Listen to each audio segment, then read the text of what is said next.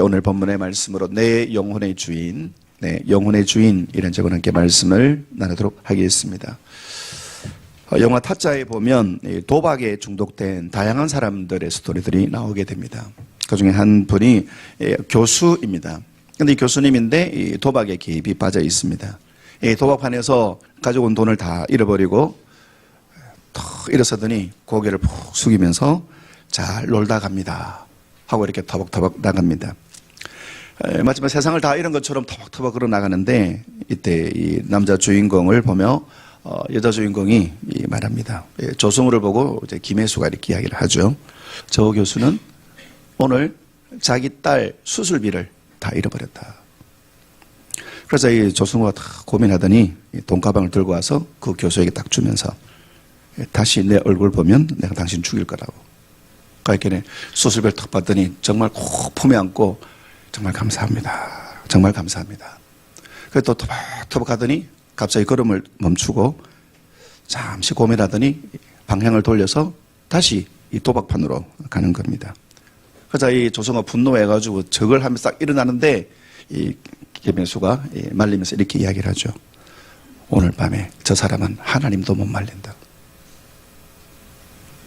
이게 도박의 힘일 것입니다. 이 도박을 하면서 느끼는 이 도파민, 이것이 경험하지 않은 사람, 경험하지 않게 되기를 축복합니다. 야, 그거 어떤 맛일까? 세상에는 우리가 알지 않아도 될 말이 많이 있는 건데, 근데 이 도박하시는 분들 이야기 들어보면 그 순간에는 그 어떤 것도 들리지 않고 거기에 확 집중하면서 그런 것을 느끼게 된다라고 이야기를 합니다. 뛰어난 농구 선수인 이 마이클 조던의 이제 스토리를 닮은 라스트 댄스 그리고 또 여러 가지 자료를 보게 되면 이 마이클 조던은 항상 승부를 걸려고 한다. 비단 농구 시합뿐만 아니라 오고 가는 비행편이나 거기에서도 계속 포카하고 게임을 하고 또 시합을 위해서 준비하고 있는 그 순간에도 이 동전 가지고 이 경비원하고 이 판이 뭐 액수가 크고 작은 간에 계속 내기를 하고 계속 시합을 하고 그래서 많은 사람들은 이거를 승부욕을 잃지 않기 위해서 그렇게 하는 것이다. 그렇게 이야기를 하기도 합니다. 심리학자들에 의하면 이 도박을 하는 사람들이 왜 이 도박을 끊지 못하느냐? 그것은 이 도박이라고 하는 것은 결국 운인데 이 운을 내가 지배하고 있고 이 운이 나를 따라다니고 있다는 그 믿음이 그 속에 강하기 때문에 그것을 잃지 못한다라고 이야기를 하기도 합니다. 여러분, 비록 이 도박뿐만 아니라 많은 현대인들이 다양한 것들에 의해서 지배를 당하고 있습니다. 오늘 거라사에 있는 귀신 들린 한 사람, 그 사람에게 예수님이 너 이름이 뭐냐 하니까 9절에 자기 이름은 군대다. 이 군대라고 하는 것은 레기온, 로마의 10개 연대 병력이 하나의 단위 레기온인데 약 6,000명 정도 되는 군대 집단입니다. 그러니까 말하면 이 거라사의 광야 안에 최소한 6,000 이상의 귀신들이 이 사람을 지배하고 있고 이 사람을 통제하고 있다. 그가 살아가고 있던 이 데가볼리, 이 지역은 신도시입니다. 데가볼리라는 것은 헬라 말로 데카, 열. 그 이제 숫자 10이 데카란 말이고 폴리는 폴리스, 도시들 말합니다. 그러니까 10개의 신도시들이 모여 있는 지역, 이게 이 데가볼리 지역입니다. 여기는 로마의 군대가 주둔하고 있고 그리고 이 로마 군대에게 납품하고 이 군대를 향하여서 여러 가지 물품을 제공하는 그런 산업들이 발달하면서 이 데가볼리 지역은 이 거라사 지역은 새로운 신도시로 각광을 받고 있습니다. 오늘날 우리나라에도 여러 신도시들이 있는데 가끔 신도시들에 살고 있는 사람들의 패션, 신도시에서 살고 있는 사람들의 생활 스타일 이런 것도 올리면 정말 화려하고 또 정말 최첨단을 자랑하고 또 여러 가지 문명과 문화들을 자랑하는 그런 이슈들을 우리는 보게 됩니다. 이 데가볼리도 바로 그러한 도시였습니다. 6,000명에 이르는 이 로마의 군대가 장악하고 지배하고 있고 이 도시에서는 힘이 최고의 권세이고 힘이 최고의 출세하는 방법이었습니다. 또 이 로마 군대와 연을 맺어서 이 로마 군대에 많은 물건을 납품하고 여기 있는 이 거라사의 광인이 빠져나가면서 2,000마리의 돼지가 몰사하게 되는데 이 돼지들도 이 로마 군대에 납품하는 군납 용품이었기 때문에 이 많은 사람들이 그것으로 큰 이익을 얻었습니다. 그런데 문제는 이 6천 명의 이 레기온이라고 하는 이 군대가 이 사람에게 있는 것처럼 이 사람을 많은 귀신들이 장악하고 있다. 그런데 이것은 약 2000년 전에 데가볼로 일어났던 이 한 사람만의 이야기가 아니다라는 것입니다. 우리는 하나님이 없는 인생, 하나님에게 관심을 두지 않는 인생은 결국은 이 거라사의 광인처럼 정말 악한 것에 의해서 지배당하고 있는 것을 성경은 우리들에게 보여주고 있습니다. 어떤 사람은 탐욕에 지배됩니다. 어떤 사람은 중독에 지배됩니다. 수많은 중독들. 그래서 컴퓨터 게임에 중독된 그 사람은 자기 부모도 게임을 방해하면 적으로 간주하고 적개심을 느끼고 그래서 여러 가지 좀 안타까운 사건이 벌어지기도 합니다. 폭력에 지배되어 있는 사람, 그리고 상처에 지배된 사람, 절망과 아픔에, 어둠에 지배된 사람, 혹은 분노에 지배된 사람들, 그리고 무속에 지배된 사람들. 최근 부쩍 우리나라의 무속을 다룬 영화, 지난주에 파묘라는 영화도 이렇게 또 개봉을 했는데, 그런 무속, 귀신을 다룬 영화들이 굉장히 많이 일어나고, 또 뭐 심야 괴담에 뭐 이런 또 그 예능들도 이 무속을 다루는, 그리고 타로 카페나 이런 것들이 심각하게 있다라는 것입니다. 이번 그 조문해 주신 분들 중에 목사님들이 오셔가지고 이 타로 카페 갔던 간증을 이야기를 하시더라고요. 타로 카페 가보니까 이거는 MBTI처럼 이거 심리학이더라. 그럼 제가 목사님 올해 부흥한답니까? 제가 물어보게 됐는데요. 수많은 이 카페들을 통하여서도 이 무속들이 들어와서 사람들에게. 그래서 제가 지난주에 들은 이야기 중 한 가지는 우리나라 최고 부자 1%는 철저히 무속에 지배당하고 있다. 어디에 투자해야 되는지, 그리고 어디에 그 돈을 가야 될지 철저히 무속에 의해서 지배당하고 있고, 그런 스토리를 함께 이야기를 나누기도 했습니다. 혹은 자기의 생각과 자기의 뜻과 그리고 자기 계획에 의해서 지배되는 수많은 사람들이 있습니다. 그 영역이 어떠하든 여러분, 하나님이 계시지 아니할 때에, 하나님이 왕으로 통치하지 아니하실 때 그 인생은 헛된 것들에 의해서 지배를 당할 수밖에 없고, 그런데 그 헛된 것들이 자기의 미래를 보장해주고 헛된 것들이 자기를 행복하게 해준다는 그런 환상에 있습니다. 하지만 모든 것들을 빼앗기고 고통 중에 있게 된다 하는 것을 오늘 본문의 말씀은 우리들에게 전가하고 있습니다. 귀신의 지배당할 때 그 사람이 어떤 삶을 살아가게 됩니까? 자, 2절에서부터 4절까지 5절까지 보게 되면 귀신에 의해서 지배당하는 사람들의 모습을 보여주는데요. 자, 2절 같이 한번 읽어보겠습니다. 시작. 곧 더러운 귀신 들린 사람이 무덤 사이에서 나와 그 사람은 무덤 사이에 거처하는데 이제는 아무도 그를 쇠사슬로도 맬 수 없게 된다. 자, 그를 아무도 쇠사슬로 맬 수가 없다. 이 말이 무엇입니까? 그 누구도 그 사람을 통제하지 못한다. 이 말은 그 어떤 권위도 이 사람을 꺾지 못한다라는 것입니다. 그리고 그는 무덤 사이에 거처하고 있다. 여러분, 무덤 어떤 것입니까? 사람이 없는 것입니다. 여러분, 하나님의 영이 임하게 되면, 여러분, 하나님은 성부, 성자, 성령, 하나님의 공동체의 하나님이십니다. 내가 은혜가 충만하다는 것은 여러 가지 증거들이 있는데, 사람들을 만나고 싶고, 그리고 사람들과 함께 있는 것을 좋아하고, 이건 내 안에 성부, 성자, 성령님이 임하시는 것이다. 그래서 어떤 신학자는 왜 하나님께서 에덴 동산을 만드시고 또 사람을 만드시고 이 땅에 사람들을 두셨는가? 성부, 성자, 성령, 삼위일체의 그 아름다움을 우리 모두가 함께 누릴 수 있도록, 교제의 아름다움, 교제의 풍성한, 교제의 즐거움을 마음껏 누릴 수 있도록 하나님께서 두셨다. 그런데 하나님의 영이 있다면 어떤 일들이 벌어지게 되느냐? 무덤 사이에 거처하게 된다. 이 말은 무덤이 있는 곳으로 간다는 말이 아니라 사람과의 관계가 끊어지게 되고 사람들과의 교제가 끊어지게 되고 그리고 스스로 고립된다라는 것입니다. 그리고 그 고립된 것을 어떻게 하느냐? 스스로 만족시키는 것이다. 히키코모리들이 우리나라에도 급속하게 많아지는데 뭐 여러 가지 사회적인 이슈들 이야기를 하지만 제가 볼 때는 하나님의 영광이 떠나가기 시작하는 증거가 아닐까. 그래서 마음속에 두려움과 떨림이 있습니다. 4절 말씀 읽어보겠습니다. 시작. 이는 여러 번 고랑과 쇠사슬에 매여서도 쇠사슬을 끊고 고랑을 깨뜨렸습니다. 그리하여 아무도 그를 제어할 힘이 없는지라. 스스로 벗어나려고 하지만, 스스로 이 모든 상황을 스스로 해결하려고 하지만 그 어떤 사람도 도움이 되지 않고 그 어떤 것들도 그에게 위로가 되지 않는, 그래서 그 안에 분노와 그 속에 있는 절망이 가득 차 있다. 그래서 5절 읽어봅니다. 시작. 밤낮 무덤 사이에서나 산에서나 늘 소리 지르며 돌로 자기의 몸을 해치고 있더라. 돌로 자기의 몸을 해한다. 여러분, 하나님의 영은 생명의 영이고 하나님의 영은 세워가는 영입니다. 그런데 악한 영들은 어떤 것입니까? 깨뜨리고 부수고 그리고 무너뜨리는 것입니다. 결국은 죽게 하는 것입니다.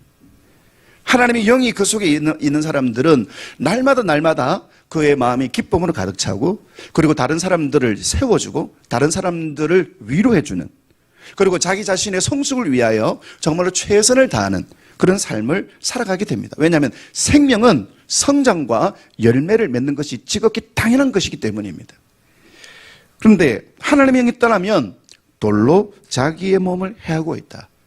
이것은 자기뿐만 아니라 스스로 자기에게 도움이 되는 것들을, 그리고 자기에게 필요한 것들을 스스로 차단하고 끊어버리고 고립되는 것이다 라는 것입니다. 저희 제자 가운데 참 아주 신실하게 신앙생활을 하던 친구가 저희가 아주 심각한 고민을 이야기한 적이 있습니다. 목사님, 제가 가끔씩 자해를 합니다. 그 당시 고등학교 2학년 학생이었는데 정말로 찬양도 귀하게 하고 또 교회를 열심히 잘 섬기는 학생이었는데, 목사님, 제가 스스로 자해를 할 때가 있습니다. 의자에 앉아서 이렇게 공부를 하다가 문득 그런 생각이 탁 떠오릅니다. 끄어봐. 그런 생각이 탁 떠오른대요. 그런데 그 생각이 맞서서 그거 나쁜 거야, 그거 안 좋은 거야. 그런데 그 생각이 또 발전해가지고, 야, 이번 한 번만 하고 안 해도 되잖아. 그러면서 머릿속에 이 사진처럼 장면이 떠오른대요. 오른쪽 두 번째 서랍을 열면 거기에 연필 깎는 칼이 있으니까 그거로 한 번이라고. 아니야, 싫어, 안 할래. 그렇게 하던 때는 그 생각에, 그 소리에 계속 이게 커지면서 서랍을 열고 어느새 자기 이렇게 팔을 걷고 있는 것.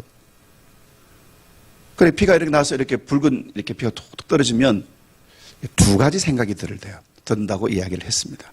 첫 번째는 내가 지금 뭐 하고 있는 거야? 내가 이러면 안 되는데. 그러면서 자기 자신이 너무 싫고 이래서는 안 되는데.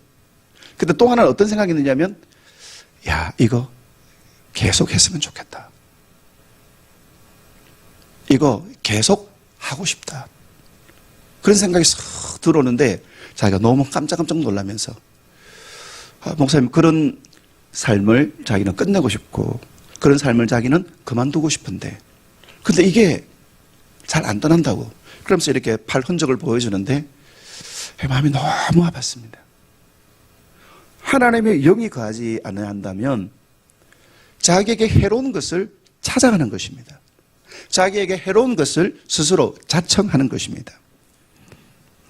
이러한 그라사의 광인을 예수님이 찾아갔습니다. 여러분, 이 사람이 요청한 것이 아닙니다. 예수님이 찾아가셨습니다. 마가복음 4장에 의하면 예수님이 이 그라사로 찾아가는 동안에 풍랑을 만납니다. 제자들이 예수님, 우리가 죽게 되었습니다 외칠 만큼 풍랑이 극심했습니다. 그런데 예수님은 그 풍랑을 뚫고 이 그라사 지역, 데가볼리 지역에 가셨습니다.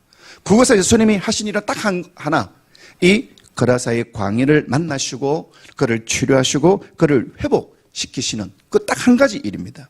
데가볼리 지역에 있는 큰 유력한 사람, 힘 있는 사람을 만난 것이 아니라, 정말로 경건한 사람을 만나는 것이 아니라, 자기의 힘으로는 벗어날 수 없는, 자기의 힘으로는 자기의 삶이 지배당하고 있는, 악한 영에 지배당하고 있는 그 사람을 찾아가셔서 예수님께서는 그를 치유하여 주시는 것입니다. 예수님이 오셔야 그는 자유해지기 때문인 것입니다. 여러분, 그 삶을 계속 유지한다면 결국 죽음으로 끝납니다. 하지만 예수님께서는 그를 그대로 내버려 두지 아니하시고 그에게 찾아오셔서 그 고통스러운, 그 비극적인 상황을 예수님께서는 끝을 내어주시는 것입니다. 예수님이 거기 오실 때 7절 그 속에 있는 귀신이 예수님을 향하여 이렇게 울부짖습니다. 같이 읽어보겠습니다. 큰 소리로 시작. 큰 소리로 부르짖어 이르되 지극히 높으신 하나님의 아들 예수여 나와 당신이 무슨 상관이 있나이까 원하건대 하나님 앞에서 맹세하고 나를 괴롭히지 마옵소서 하니 나를 괴롭히지 마옵소서 이 말은 무엇입니까? 나를 그냥 내버려 두라. 나를 그냥 타치하지 마라. 나도 예수님 하시는 일 건드리지 않을 테니까 나를 그대로 두라. 이 말은 무엇입니까? 이 사람의 주인이 나고 내가 이 사람을 내가 마음대로 하겠다라는 것입니다.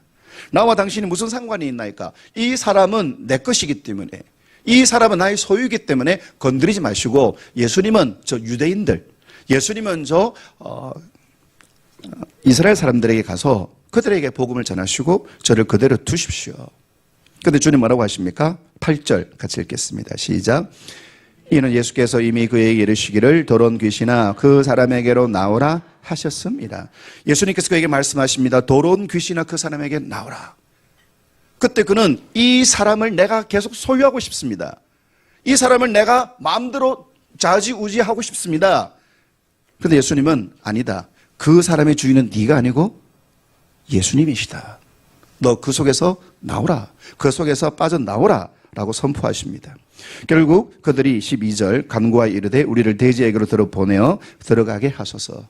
그래서 이 귀신들이 빠져나와서 돼지에게로 들어가서 그 2,000마리 떼는 이 돼지 떼들이 바다에서 몰사는 일들이 벌어지게 됩니다. 14절에 보면 이 돼지를 친 사람들이 도망하여 사람들에게 가서 이 사람에 대한 스토리를 이야기합니다. 그때 15절에 많은 사람들이 와서 이 군대 귀신 집혔던 자가 옷을 입고 정신이 온전하여 앉은 것을 보고 두려워하는 것입니다. 어떻게 이런 일이 일어났을까? 그러면 그들의 반응은 당연한 것입니다. 아, 이 귀신들을 통치하시는 분은 예수님이시구나. 예수님은 이 바다의 풍랑들을 꾸짖으시고 바다의 파도들을 잠잠케 하시는 자연계를 다스리시는 분은 예수님이시구나. 그리고 이 사건을 통하여 귀신 들린 자들을 예수님께서 말씀하신 대로 깨끗하게 하시니까 영계의 주인도 예수님이시구나. 이 말은 무엇입니까?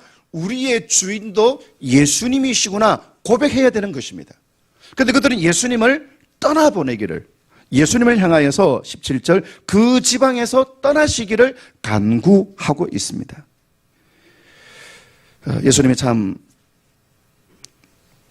그들을 바라보시면서 예수님은 그 지방을 떠나서 다시 가버나움으로 가십니다. 자, 이 귀신 들렸던 사람, 거라사에 사는 광인, 무덤 사이에 거주하고 그리고 정말로 그 포악하게 이 귀신의 영에 사로잡힌 사람들, 그들에 비하면 이 마을 사람들은 정상인이고 이 마을에 사는 사람들은 깨끗한 사람이고 그 사람들은 굉장히 부유한 삶을 살고 있었습니다. 그런데 이 귀신 들린 사람이나 이 마을 사람들은 차이가 없습니다. 왜 그렇습니까? 이 귀신 들린 사람은 그 악한 영, 파괴하는 영, 귀신에게 사로잡혔는데 여기에 마을에 사는 사람들은 욕심과 탐욕과 자기 이익에 그들은 사로잡혀 있기 때문인 것입니다. 그래서 2,000마리 되는 때 한 마리 한 50만 원 쳐도 약 10억 원의 피해가 순식간에 발생하는 걸 그들은 이걸 감당하지 못하고 예수님이 계속 있으면 우리에게 더 심각한 재산의 피해가 있겠다. 그래서 예수님을 향하여서 그곳을 떠나시기를 요청하고 있는 것입니다. 이 마을 사람들 전체가 탐욕과 이 마을 사람 전체가 현실의 이익에 사로잡혀서 그들은 그것으로부터 벗어나지 못하고 있는 것입니다. 사랑하는 성도 여러분, 오늘 이 본문은 오늘 우리들에게 어떤 메시지를 던져주고 있습니까? 귀신 들린 것은 나와는 별로 상관이 없고 나는 귀신 들려서 아직 한 번도 못 봤다. 그 스토리를 말하는 것이 아니라 누구에게나 그들의 영혼을 지배하는 주인이 있는데 나의 영혼의 주인은 누구인가? 나의 영혼을 다스리고 나의 영혼을 통치하고 있는 것은 어떤 것인가? 주님은 우리들에게 질문을 하고 있는 것입니다. 여러분, 세상의 경제 법칙은 적게 투자하고 많은 이익을 얻는 것입니다. 그런데 예수님은 풍랑이 있는 풍랑이 있는 바다를 뚫고 한 사람을 만나고 그리고 그 사람을 살리고 돌아오십니다.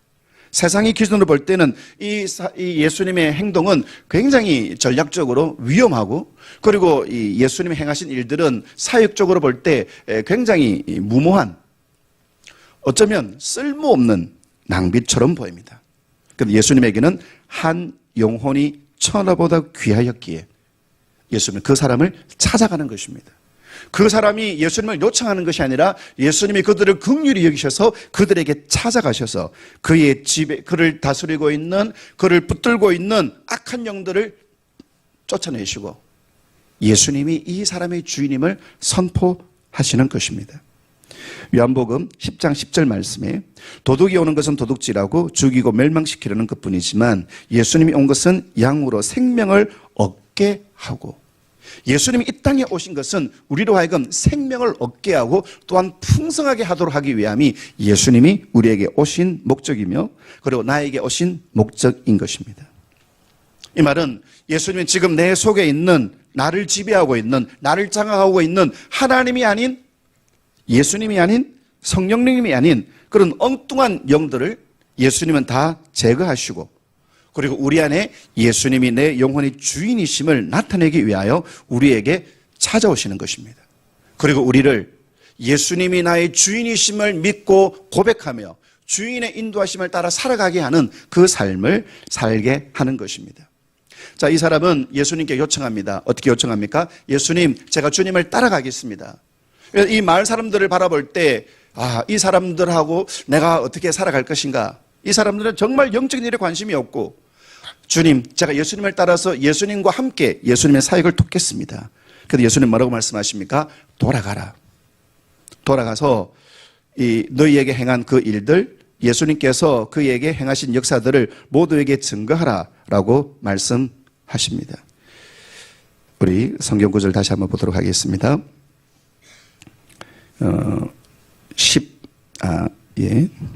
19절과 20절 같이 한번 읽어보겠습니다. 시작. 허락하지 아니하시고 그에게 이르시되 집으로 돌아가 주께서 네게 어떻게 큰 일을 행하사 너를 불쌍히 여기신 것을 네 가족에게 알리라 하시니, 그가 가서 예수께서 자기에게 어떻게 큰 일을 행하셨는지를 대가볼에게 전하니 모든 사람이 놀랍게 여기더라. 자, 18절에 보면 귀신 들렸던 사람이 예수님이 이제 배를 타고 가버나움으로 돌아가실 때, 예수님, 저도 함께 가고 싶습니다. 내 영혼의 주인은 예수님이십니다. 저는 예수님을 섬기고 싶습니다. 그런데 예수님 뭐라고 하십니까? 아니다. 너 돌아가서 너의 가족들에게, 너의 이웃들에게 주님께서 너를 불쌍히 여기신 것, 그리고 주님이 너에게 행하신 큰 일들을 너의 가족에게 알리라. 그때 그 사람이 순종합니다. 그리고 예수께 가서 자기에게 어떻게 큰 행하시는지를 데가볼리에게 전하는 것입니다. 이 사람은 예수님과 함께 있는 것이 더 좋고, 그리고 예수님이 자기 행하신 놀라운 기적이 있기 때문에 예수님을 섬기는 것이 더 큰 기쁨입니다. 그런데 예수님은 네가 왔던 곳으로 돌아가서 그들에게 너에게 행한 일들을 알리라 라고 말씀하십니다. 예수님이 변화산에서 변화되셨을 때에, 예수님께서 변화산에서 영광을 받으셨을 때 그 광경이 너무 좋고 너무 아름다워서 이 베드로가 초막셋을 지어서 주님께, 모세에게, 엘리야에게, 그리고 우리는 함께 놀라운 이 영광의 시간을 누리고 싶습니다. 이 영광의 시간을 함께 나누고 싶습니다. 그런데 주님께서는 산 밑으로 내려가자. 산 밑에는 고통의 땅입니다. 산 밑에는 귀신 들린 사람을 데리고 왔는데 제자들이 고쳐주지 못하고 혼돈이 일어나고, 예수님이 이 땅에 내려왔을 때 이 제자들이 공격당하는, 그런데 그곳으로 우리가 가자라고 말씀하십니다. 여러분, 신앙이란 어떤 것인가? 우리가 신앙으로 산다는 것은 어떻게 살아가는 것인가? 여러분, 신앙으로 살아간다는 것은 나에게 편리한 곳으로 가는 것이 아닙니다. 내가 그런 상황이나 환경은 내가 겪고 싶지 않다라고 하는 것으로 피하는 것이 아닌 것입니다. 더 힘들고 더 어렵고 더 고통스러울 수 있는 그 일상 속으로 다시 돌아가는 것입니다. 우리가 보통 주님의 능력 이렇게 하면 병을 고치고, 주님의 능력 이렇게 하면 내가 할 수 없는 일 주님께서 하게 하시고, 주님의 능력 이렇게 하면 우리가 정말로 많은 사람들에게 큰 영향을 끼치는 것, 그것이 전부라고 생각하지만 그것이 전부가 아닙니다. 제가 예수 심장이라는 책에서 그렇게 강조를 한 것처럼 예수 심장의 능력은 불가능을 강하게 하는 능력, 안 되는 것을 되게 하는 능력, 그것이 전부가 아니다. 예수 심장의 능력은, 그리스도인의 능력은 십자가를 짊어지고 가는 능력이다. 하기 싫은데, 가고 싶지 않은데, 내가 원하지 않는데, 피하고 싶지 않은데, 그때 주님께서 돌아가라, 머물라, 그 일을 하라. 그때 하나님, 저는 가고 싶지 않지만 주님이 말씀하시면 제가 순종하겠습니다. 그것이 십자가의 능력인 것입니다. 그런데 우리들은 어려움 당하는 것, 이 데가볼리 사람들, 내가 같이 못 살겠다. 이 사람들 예수님을 인정하지 못하고 내가 그 사람들에 가면 그 사람들이 나에 대한 과거의 안 좋은 소식들, 안 좋은 소문들, 또 자기가 살았던 과거의 안 좋은 이것들을 기억하는 사람들이 간다는 것은 이 사람에게는 참 쉽지 않을 것입니다. 차라리 예수님을 따라서 자기를 몰랐던 사람, 아니면 자기에게 일어난 기적들을 모두에게 보여주며 그렇게 행하는 기적들을 함께 누리는 그 사역을 이 사람은 동참하고도 싶었습니다. 우리 가끔 이 부흥사님들 바라보시면 암 환자나 혹은 또 어떤 분은 이렇게 안전뱅이들 일으키시는, 그래서 이분이 집회하시면 목발들이 쫙 있습니다. 이 목발들은 목발을 짚고 왔다가 치료받아서 간 사람들이 남겨둔 것이다. 그걸 딱 보면 사람들이 믿음도 가고 또 이 목발들이 쫙 있으면 저런 역사가 나에게 일어날 것을 또 기대도 되고, 그것처럼 이 예수님이 사역하실 때에 여러분 제가 군대 귀신 들은 사람입니다. 그런데 예수님께서를 치유해 주셨습니다. 그럼 사람들이 정말로 기뻐하고, 그럼 이 사람도 정말로 주님이 자기를 치유하게 하신 그것 때문에 얼마나 감사하겠습니까? 자기는 그것을 섬기고 싶었습니다. 그런데 예수님께서는 이 사람이 하고 싶은 것이 아니라 이 사람에게는 불편할 수 있는 자리, 자기를 볼 때마다 귀신 들렸던, 무덤 사이에 있었던, 자기 몸을 자학하는 그런 사람들의 눈초리, 그런 사람들 속으로 들어가는 것 불편했을 것입니다. 그래 어떻게 합니까? 20절, 그가 가서 예수께서 자기에게 어떻게 큰일 행하셨는지를 데가볼리에게 전파하니, 예수님이 하신 말씀 그대로 순종합니다. 왜 그렇습니까? 이 사람의 영혼의 주인은 예수님이시기 때문에 예수님의 말씀을 순종하는 것입니다. 예수님 말씀을 듣고 따르는 것입니다.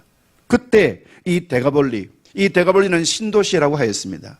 사마리아마다 최첨단 패션을 자랑하고 사람들마다 최신 트렌드를 자랑하고 더 남들보다 화려하게, 더 남들보다 근사하게 그런 삶을 살아가는 것을 자랑으로 여기고, 또 그런 것을 사람들이 추구하는 힘과 부귀와 사치가 시대의 기준이었던 그 사람들에게 가서 예수님이 나에게 들렸던 모든 귀신들을 쫓아내셨다.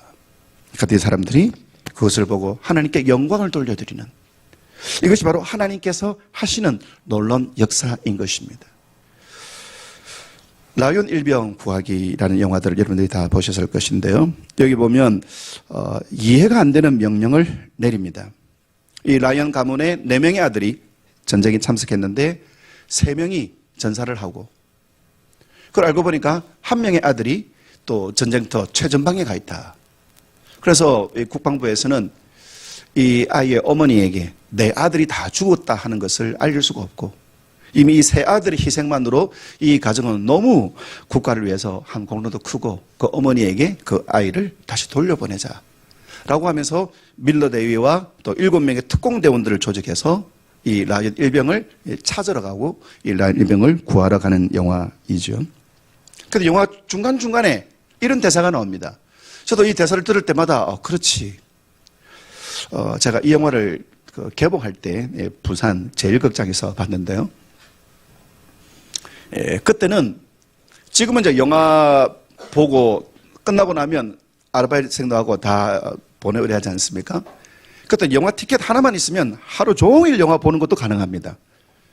왜냐하면 일일이 검사하지 않기 때문에 영화 보고 화장실 가서 잠시 있다가 빈자리 가서 앉으면 또 영화 볼 수 있고, 그래서 제가 사실 영화를 2번 봤습니다.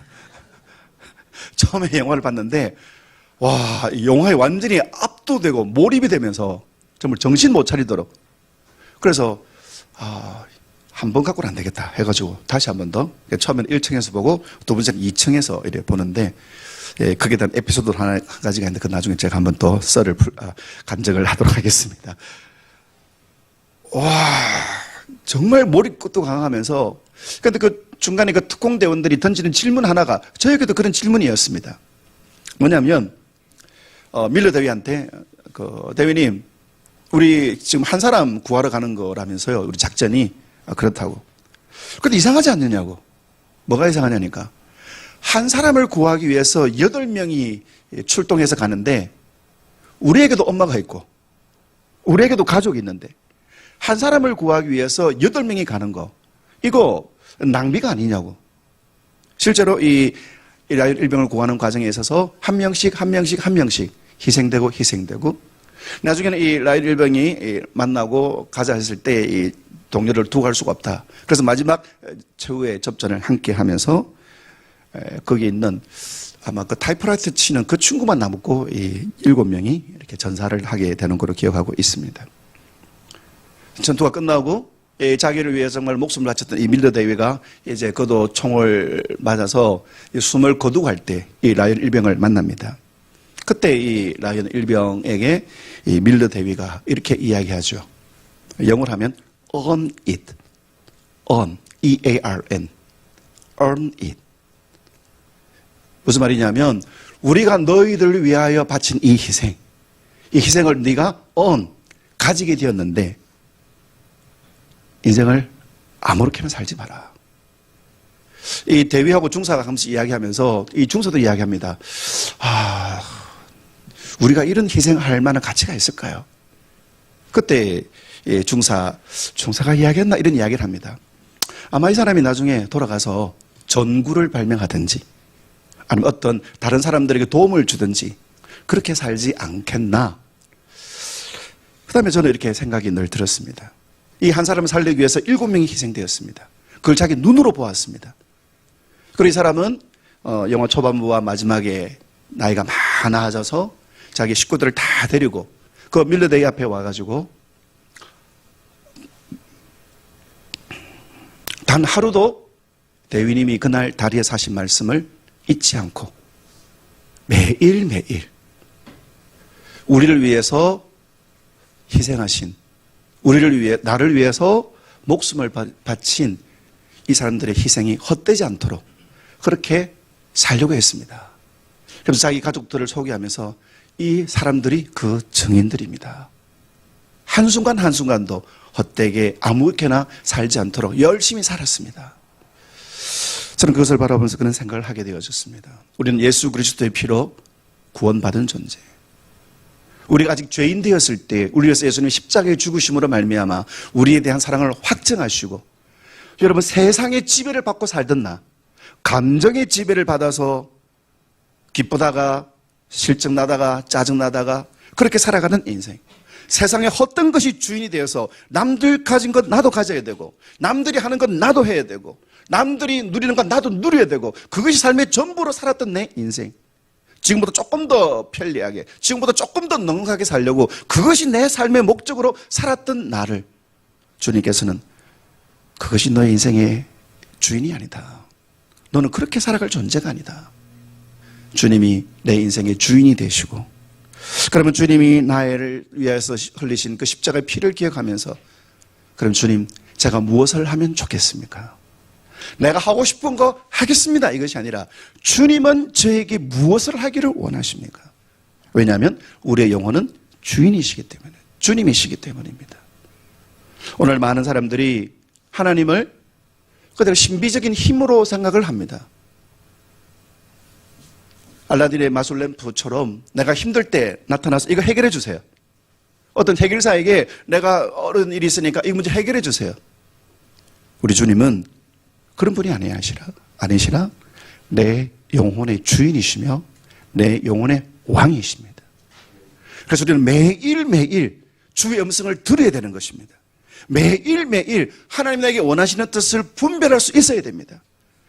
저도 여러 차례 이렇게 삶의 계획들을 세웠는데 이게 되는 줄 알았는데 시간이 지나 보니까 성급했고 이것이 유일한 방법인 줄 알았는데 수많은 방법들이 더 있었고, 그래서 참 안타까운 시간들을 또 많은 또 여러 가지 또 지출을 했던 경험들이 있습니다. 사랑하는 성도 여러분, 예수님이 기꺼이 한 영혼을 살리기 위하여서 풍랑을 뚫고 그 사람을 찾아가시고 그 사람을 살리셨습니다. 그 사람이 이제 영혼의 주인이 바뀌어졌습니다. 그리고 그 사람은 그 속에 있는 악령이 시키는 대로가 아니라, 그리고 자기가 원하는 대로 사는 것이 아니라 예수 그리스도께서 명하시는 대로, 저는 주님과 함께 가고 싶습니다만 주님이 돌아가라 하시니까 순종하겠습니다.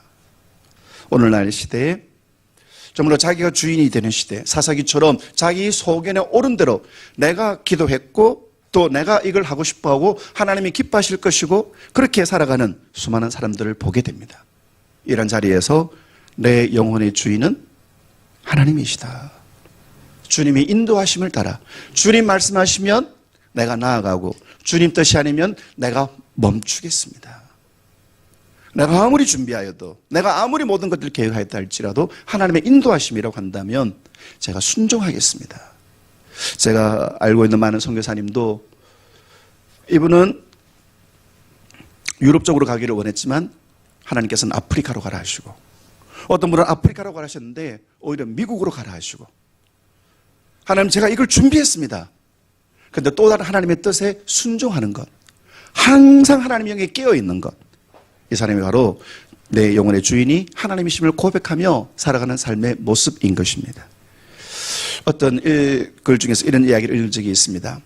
등산을 하시고 탐험을 하시는 분들은 이 나침반을 쓰는데, 이 나침반 바늘이 다 고정되어 있는 것은 신뢰를 안 한답니다. 바늘이 계속 바라바라 움직일 때, 그때 이 사람은 이 나침반을 신뢰를 한다는 것입니다. 왜냐하면 하나의 고정이 딱 되어 있으면 이거 고장난 것이다. 나침반이 바늘이 탁 움직이면 이 방향이 바뀌고 또 이 여러 가지 방향으로 인해서 이 방향들이 또 틀려지기 때문에 계속 북쪽을 가리키려고 노력하는 것.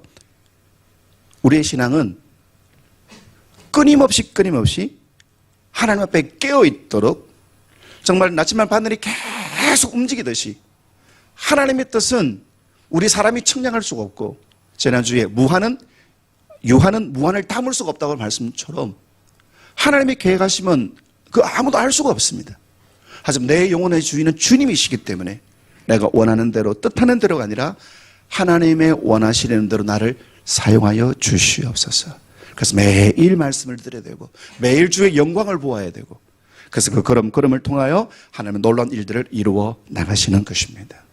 이 시간 간절히 소원하기는 여러분들을 지배하고 있고 여러분들을 붙들고 있는 모든 분노와 모든 절망과 모든 상처와 모든 욕망들은 여러분에게서 다 떠나가시기를 주의 이름으로 축원합니다. 주님께서 여러분 안에 의와 평강과 희락을 주시고, 그래서 마음속에 평안하게, 마음속에 기쁨이 넘치는, 내 영혼의 주인은 주님이시기에 주님이 나를 지키시고 주님 나를 책임지시고 주님 나에게 공급해 주시고 아멘 할 때까지 계속 하겠습니다. 주님이 나의 삶을 높여주시는 그 놀라운 영광을 날마다 누리는 저와 여러분의 삶이 되시기를 주의 이름으로 축원합니다. 아멘.